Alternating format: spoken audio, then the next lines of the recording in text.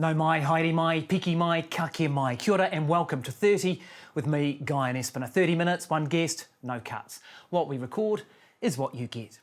Mea Motu is a world champion boxer. But before she even got into the ring as a professional, she had to fight for her own life. Mea Motu escaped an abusive, violent relationship which went on for years, leaving her homeless at times and fearing for her life. She's boxed on with broken ribs, dislocated shoulders, asthma, all the while raising 5 children and speaking out about domestic violence and about mental health. Lots to talk about then. Let's start the clock. 30 minutes with Mea Motu.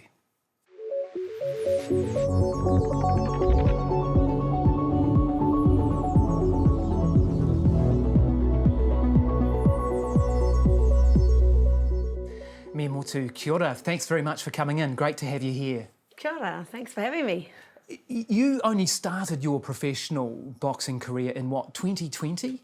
Yeah. Now you're a world champion. How have you done it so fast? Just hard work and hard dedication, a lot of sacrifice, but also I've had a lot of support with family, and the biggest support is my gym and my coach, and his wife, who have backed me, supported me, believed in me, and they also invested in me. We'll get to Isaac Peach, your coach, a little bit later, because it's a really interesting story about how you came back together. But I just want to look at some of the challenges and what you've overcome in your professional career. I mean, when you won the world title in 2023, you did that with a broken rib, right? Yes, I did. I won the world title with a broken rib. So you walked into the ring with a broken rib? Yes, I walked into the ring with a broken rib. Had you told your coach about that? No. You kept it from him? Yes, I did. So what was your strategy there? What were you thinking? I was just being stubborn of me and thought, I was scared that he might pull me out of the title and reschedule me. And this was like my one shot opportunity and I didn't want to lose that. You weren't going to let that get in the way? No, no way. How much of a challenge was that? It was a big challenge. It was very mental. It was really trying to hold myself together, finding certain positions to... Working around that? Yeah, to work around and not get hit there. I was getting hit there, but also just embracing the punch and trying to attack with it. So it was very hard and difficult. I didn't find it easy, but I'm lucky I had the guidance of my cornermans. And when you were defending that world title, you had a dislocated right shoulder. I've seen this. You can see it on the video when you watch the fight back. Yeah. You did what, 9 rounds with a dislocated shoulder? Yes. How do you work through pain like that? The belief of your cornerman, my coach, he just knows what to say. He knows how to tune me and make me believe and know who I am and what I'm fighting for. And he knows how to really just grab my attention and be like, are you okay? First he checks that I'm okay, no matter what. Every time I come back from that corner, are you okay? And I'm like, yes. Anything hurting? And I'm like, yes. And then he'll find a strategy of how we can get through it. He knows us inside and out. That's his job as a coach. He's like, So this really mental, psychological thing, It's really mental. It's the physical is the easiest. It's the mental, like really listening and really being in tune with your coach and knowing and believing what he's about to say. Can you execute it? He's got your back 100%. It doesn't matter. Like you feel like it's just you and your cornerman and they believe you 100%. And you go in there with that same courage and strength that you ain't gonna take me down because I've got these people in the corner who know who I am, who believe in me, who love me for me, and I'm gonna execute it no matter what. You've got asthma too, right? Yes, I do. Just to add to the mix. How much of a challenge is that? It's hard because I suffer from, it's not just normal asthma, it's chronic asthma. So it's actually really hard. It's finding methods of how to get through it. Like I've managed, like if I'm having an asthma attack, I know how to get through it. I know how to control it. And it's never failed me. Because some of the control stuff, it could run into issues with the drug testing and all that sort of stuff too, right? Is that right? So you'd be limited in what you could actually take, wouldn't you? Yes, I am. I'm very limited in what I take. So I've got to be very careful. Once I start camp, I'm very selective in what medication I can take and what inhaler I'm allowed. So that's why it's up to me to manage it and be really careful. So if I am having trouble, I've taught myself breathing methods and how to cope with it. Like it's been a challenge. Like I'll do it through my fitness tests and I'll have problems and issues, but I'm that determined that I know I can fight for it and I know my body's capable of doing anything. And you're determined enough and capable enough to go after some of these other major world titles. It's a bit of a word salad, isn't it? You've got the WBO, you've got the IBF, the Ring Magazine titles. The UK boxer Ali Scottney holds a lot of these. You want her belts, right? Oh, 100%. Are we going to see a fight between the two of you? Oh, 100%. You will see a fight and we're definitely going to be fighting.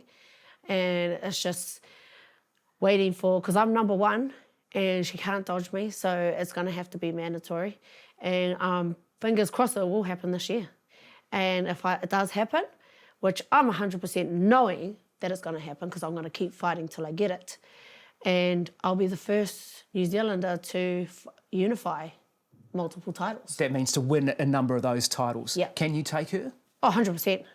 I believe in myself. I know who I am. I really know who I am. Does she know who she is? Because when I get in that ring, I switch, I channel. I ain't losing focus. I'm determined. I've got not just me in that corner, not just me in that ring. I'm fighting for me. I'm fighting for my people. I'm fighting for my gym. I'm fighting for my ancestors, my land, and where I'm proud to be, where I come from. I've got everything, and that's what I'm fighting for. We'll get into what's some of that stuff that drives you, because there's a bit to unpack there. Yeah. But are we going to see less of you fighting in New Zealand if you do go after these big titles? Is that going to mean more fights in Australia and Europe for Mea Motu? Yeah, you're definitely not going to really see me here. I'll be overseas because that's where all the fights are. I love going to people's dungeon. I love it. Is that how you see it? Yep. Going into the lion's den, that's how I feel like it. It only gives me more hunger and determination to fight it. Like, bring it. I'm not scared. We said that 2020 was when you went pro. You had a bit of an amateur career before that, didn't you? I think your mum helped in your training. You had a sister who won a title too. So you weren't obviously starting from nothing there, were you? No, so I started really early, like when I was 13. First, boxing. Did it for fun. People were saying that I was good, so I was doing it for people. And then as the years went on, I was very in and out, and my sister did it, and I joined in with her. And my mum just supported us on the road, and it was really cool because I got to box alongside my sister, my baby sister, who's 10 years apart. Is that Sally? Sally Motu, who won a New Zealand title, and it was like, oh, wow, I was so proud of my sister. But then we just ventured off.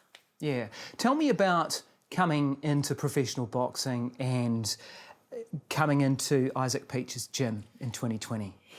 Who would have thought I was boxing? That's the real truth. I never wanted to come back to the sport. I never wanted to be a professional boxer because I was bloody scared.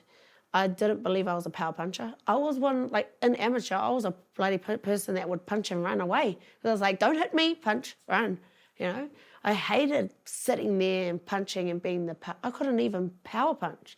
Didn't know how to. I was just a tipper, real tap, tap, tap. And then I come to professional boxing, meeting Isaac Peach. So how did he convince you? How he convinced me? At first, I just put a post up on Facebook saying, anyone want to do training because I just lacked confidence. And he was like, come down to he saw my post because we were friends on Facebook. He's like, come down to the gym. And I was kind of like, oh, should I give it a go? I always tell him I'm going to come. So for the first time, I was like, okay, I'm going to go down. And I went down with my two babies and walked into his house. And he was like, I was like, hello. And his wife was there, And she was like, Isaac, there's a girl here for you. And he looks and he's like, oh, it's Mea. And then so I go on, sit down, and he's like, this is the best news ever. I can't believe you're here. And he's like, you're ready to fight? And I was like, no, I'm just ready here to train. You know, I don't want to fight. And then he was like, nah, you're going to be the next world champion. You're born to fight. And I was like, no, you haven't even seen me. Like, I was thinking he was crazy. So he believed in you? Straight away. And signed you up pretty much, or signed you up for a fight pretty much, and wouldn't take no for an answer by the sound. No, he was pushy and annoying. How much of a difference is the amateur stuff compared to being pro? Amateur. How would you describe that difference? I hate amateur. It's very like point scoring, and I don't like it. I don't like the way they judge it. I don't like the way they score it, and just the politics and that. It's just really nasty. People are so. I don't like the people in it.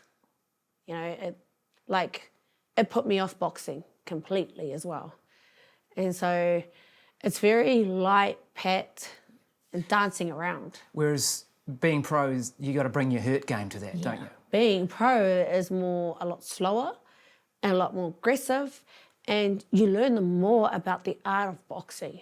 That's just my personal preference of how I view boxing. I love it. Like pro, I found a love for it because when I walked in that ring, it was like the way I lived life. You have the challenges that I have outside the ring. It's like you've got to learn to be calm, relax. You can't stress out, and then you can't have emotions because you'll get found if you have your emotions. And that's like me outside the ring. I get emotional, I get stressed out, and then you get calm and relax, and you've got to learn to manage that in 10 rounds. Let's talk about some of the things that you've overcome and perhaps drove you to have that kind of emotional resilience. I mean, you grew up in Kaitaia. That sounded like a pretty good time as a kid up there. You moved to Auckland at, 10 or 11, somewhere around there. Yeah. And then you got married early, and then things darkened, right? Yeah. Tell me about that. Well, so I've never had a relationship. I've never had a boyfriend. I had no idea what it was like to have a boyfriend. So when I met my boyfriend at the time, I thought I was cool. It was something really cool because I wanted to be the same as every other kid, you know. I wanted to be the same as every teenager. I was just really being a copycat. Like, yay, this is a cool thing. Every girl's doing it. Every boy's doing it. So I followed suit. And I thought it was amazing and it was cool. And I wanted to grow up fast, you know, because... Because you were, 17 when you got married, something like that? Yeah, I wanted to be an adult. And I wasn't in a good place at home. I really hated home. I couldn't stand it because I was living in a place that I hated. I didn't like Auckland. You know, my comfort was home up north. And I was ripped away from that really quick. And I was there in the unknown, and I couldn't understand. So I was a very angry kid, and I was always looking for love. And when I lost my grandparents, you know, losing them was hard. It hit me hard, and my parents were just hard workers, so never really saw them. So I just wanted someone's attention, and I got that through my boyfriend. You know, my dad walked out early, and my mum was a solo mum, and so I had no father in my life. And this relationship, you felt like that was what love looked like. Yeah. But it became damaging for you. There was mental abuse and then physical abuse, right? Yeah, definitely. So like because I believed in love and seeing my family, you know, the relationship that my aunties and that all have was something I wanted to. And I didn't realise at the time, but I was just hungry for someone to love me and hold me. And my boyfriend gave that. And so when he did abuse me, I didn't know and I didn't understand. So I was very confused, like, well, what the heck? He's hit me. And I was left so confused that I didn't know how to express. I didn't know how to voice it because I realised when I was a teenager, my parents always just threw me in the room. So they taught me how to be silent without them knowing. And so that's how I learnt how to be silent. Like, you know, you don't talk, you know, men don't cry, so girls don't cry. You know, that's what I had stuck in my head. So be strong, you got to be tough. If you show weakness, you're weak. And this went on for some time, for years really, did it? That went on for 10 years. You know, so long. I was getting abused constantly, and my mental health was bad. Like, I wanted to give up on life, tried to commit suicide, so many things. But it was my family that held me together and my children. And you made attempts to run away from this? Or because you were what, living in a car at one point? I was living in a car. You know, I didn't tell my family because I was ashamed. I was an embarrassment. And I felt like I was a failure, like I was never good enough. And so I was too ashamed to tell them that. I wanted them to see that I'm doing good, I'm doing okay. But really, deep down, I was drowning and I was dying and killing myself. And I lived in hiding. I've read that you said that my daughter saved my life. Do you mean that literally? Yes. My daughter saved my life. 7 years old, or 8, saved my life. How? She put her life in front of a knife. And the knife should have stabbed me and should have killed me, but... So literally put herself on the line. And I think your son, something similar too, with... there was a car incident where he did something similar, right? Yeah. Wow, So the strength and courage that my two oldest, they're like my guardian angels. They saved my life. They fight for me. And so why can't I fight for them? And is that what some of the stuff that you draw on? Yeah. There's some powerful stuff to draw on there. It is. That's what gives me the strength and courage, because my kids are so innocent and they're so vulnerable, but they're not in fear because they would rather save my life. So they're not scared to take that risk and commit. They commit their whole life to me. You're okay talking about this? Oh, yeah, I'm you're okay, talking about of this? course. Yeah. It's a massive issue in New Zealand, eh? It is. And so you must have people coming up to you, do you? Because you've Yeah. talked about it a few times. What's the scale of it in Aotearoa? Like, it's a pretty big problem, right? I truly believe it's majority. Like, it's so massive, it's so big, and it's because we're stuck in that society's allowed us to see that, you know, a man who cries is weak, you know, but it ain't. A man who cries is true strength and courage. A man who's afraid to show tears is a coward living in fear. He's the one running. That's what I've learned. But it happens, and it's everywhere. And the thing is, the abuser steals our identity so we can't escape. They take our passport, they take everything, our driver's license. They tarnish our name so they know that we've held captivated to them. So it's a control thing, right? It's a control thing, 100%. And they make sure that we've got nowhere to go. They control, we don't even know how to run a bank account. You know, that I only just learnt last year how to open a bank account. You know, and I'm 34 years old, and I just learnt this last year. Wow. And it's happening in so many of us out there.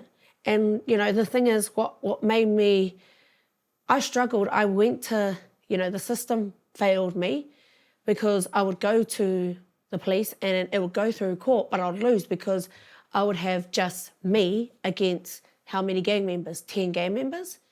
And no one knows that they're gang members because they hide themselves and they pretend like they're great people. And really, they're just there to back their brothers, not to save us. And so I'm left there just looking like the liar, the criminal, talking to the court lies and lies. So I lost that battle. And that's what happens to us females. And that's why we're too scared to leave. That's the control and captivation they hold on us. Yeah. What would you say to others in that situation? Those are in that situation that are afraid to speak, or go and tell people, like literally, you have to voice them. And is that why because it's not easy for you to speak about this, I mean, I appreciate that, but is that why you're doing it? Oh, 100%. I'm sick of it. I've had enough. I've seen too many females and I've seen too many males and too many kids living under gang members, living under control of, narcissistic people who want control, and because they just want to hold our kids for money, to fill up their pockets and control them and never allow them to leave home. I'm sick of it. And I want them to know that, to voice it, and don't be afraid, because the more you talk about them, the more they run away, because they don't want, that's the best thing about them. They always shut us up by beating us up. And they think the more they beat us up, the more we stay silent. And that's what they try to do to me. And I was like, no, I'm not going to. And I've had enough. Now I'm going to use my voice and show that if you've got abuse out there, speak about them, tell your family, don't be ashamed. It's because we allow 2 people to let us down out of 10, and those other 8 will support us and help us. The other 2 are they're not good people. They're unhealthy.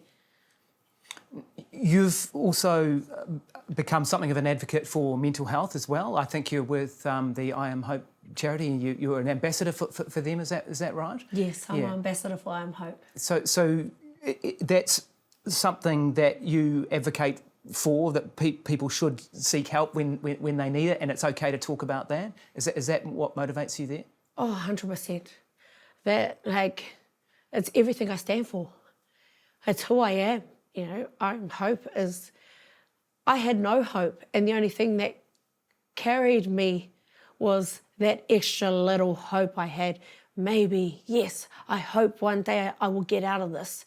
And just holding that word, how powerful it is, it got me out. How does boxing fit with all this? Because you see boxing, you see all the trash talk that goes on and that sort of thing, trying to humiliate your opponent. I mean, are you into that? No, I'm not into that. I'm not into trash talk. Yes, boxing is all about trash talk, and that's the individuals. That's up to them, and that's the sport. You don't do it though, do you? I don't do it because... Why not? I don't do it because it's what I stand for, who I am. I'm a role model. I lead by example. If I go and trash talk, I'm normalising abuse. Trash talking and abusing someone, that's normalising and showing our children that that's okay to speak to people like that. So you leave your fighting for the ring, yes, in that sense, right? I leave my fighting for the ring, and I lead by example. I be a great role model because I'm sick of our children seeing this, I'm sick of seeing our children looking at sports athletes, role models, big role models, and they're going off trash talking, belittling people, having alcohol in their hand. That's showing our children that that's okay. And it ain't. Children, you've mentioned, there's a number of pivotal moments in your life. We've talked about them, literally life and death situations. You seem, though, to have that you get a certain truth from children. 100%. Yeah, because I was watching some of your fights back. You've got a special, pretty 8 or 9-year-old in your corner, right? This is Zen Peach, your coach's son. He's my little coach. And you're quite serious about that, right? 100%. He's actually giving you real advice, right? This isn't just some sort of show, is it? No, it ain't a show. It's real.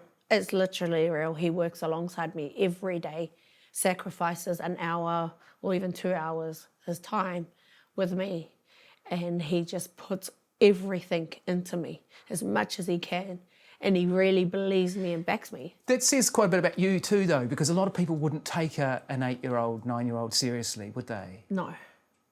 But kids Why do you think why do you think you connect like that with kids? Because I love kids.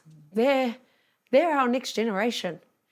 And I'm just tired of seeing our kids suffer and knowing that if kids see that, they believe that they can do something great. It doesn't matter how old they are, there's no limits. But society has allowed us to limit because at a certain age you're not allowed to do this. No, the kids are just as great. Because they give the real authentic, they don't go around the bush, they cut it straight down. Yeah, they do, don't they? They go straight Sometimes into you. Sometimes it hurts. Sometimes it hurts, but it's better to know the truth than go around the bush. That's one thing I can't stand is people always want to tread around you lightly when you just want the honest truth. And I love it because I respect it because I know they love me when they're telling me the truth. And you've got 5 of your own. 100% I've got 5. What does a school day, week morning look like? My day is crazy. Man, it starts at 4:30, 5 o'clock, because you got to get washing done and do their lunch boxes, get all their clothes ready, have it all out. It's And you have different ages. I have teenagers, I have primary school, and I have preschool. So it's definitely a challenge because I've got to meet each age group where they're at and not try, with my middle child, not try to treat him like a teenager, treat him like a primary school kid, you know. And my teenagers, don't treat them like adults, treat them like teenagers. Let them be kids. Let them enjoy being teenagers. They never can go back. They can only go forward. And that was the problem. I felt that I grew up too fast, you know, and I don't want that for my children because I missed all my childhood. And I really miss it, that I end up being the kid because I missed out on being a kid. I missed out being a teenager. And I teach that to my children. And do they have their reo? Do they have te reo Māori? Are they learning? Yes, they speak language? fluent te reo Māori. Yeah. And my oldest, he definitely wants to be historical in te ao Māori. Was it something you had when you were... I didn't have te ao. Was that missing from your life? It was missing, you know. And it was really sad because I'd go on my own marae and I couldn't speak it. So my family, just like a lot of people in our family didn't really want Māori spoken because they just felt that the kids are never going to get anywhere, which is understandable because they just want the kids to have education. But I was determined to fight that, and I was proud to be Māori, but I couldn't speak it. And so I wanted that for my children. I wanted to make sure that they had a choice, knowing who they are, because it's really important to know your identity and knowing your language and connecting with your language and where you come from makes it you as a person so more powerful. I just want to finish by talking a bit more about boxing because I'm fascinated how you flicked the switch between the woman I'm seeing here today, you know, bubbly, laughing, joking, and the one who brings a hurt game into the ring. Oh, yes. How do you flick that switch? How do I flick that switch? Wow. Ooh, it's a big one. But Do you see it that way? Is it... I don't see it that way, you know. Boxing is what I love and enjoy. It's my passion. It's my happy place. It's what I love, not anyone else, not my kids, you know. But what's it like to get punched really hard in the face? And tell me, don't show me. I'll tell you, yeah, what it's like to get punched. It's very interesting. Sometimes it can be quite... I'm the type of person, like, if you hit me good, I'm like, yeah, you got me good, I'm coming back for you. You know, that's... So it's a motivation almost. It is. Yeah. So when they do hit me really good, it just lifts up my game and it's like, whew, yeah, I'm going to take you on even more. So I really embrace it. And for me, when I do get hit, it's kind of like, is that all you got? You ain't putting me to sleep. I've been through worse. And what's it like to knock someone down? In the moment, I feel like when I'm in that game, when the bell hasn't rang and I'm in the middle of the fight, I've knocked them down and they're down. It's like, yes, I've done it. I've completed it. That's how it feels.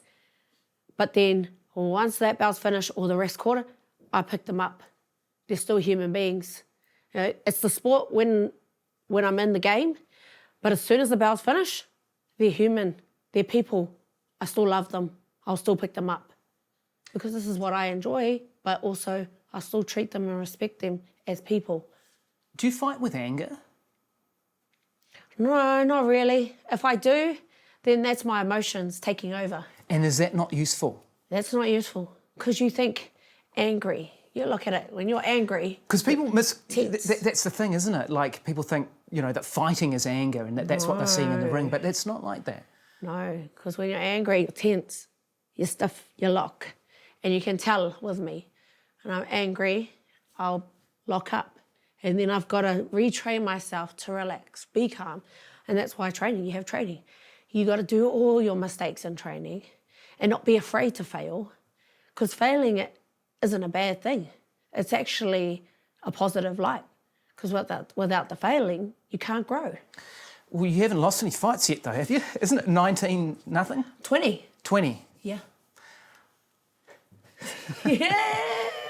20 and 7 KOs. 7 KOs in that, Yeah. And you are looking to take those other belts, right? Oh, 100%. Oh, don't worry, I will have them. I know I will. I believe in myself, and it doesn't matter how I fall. I'll just get back up and I'll keep going until I've got them. Because there's no limit in me. Thanks very much for coming into the studio. It's great to talk to you. Thanks, Mea. Thank you. That's Mea Motu. 30 minutes with Mea Motu. This is 30 with me, Guyon Espiner. We'll catch you next time.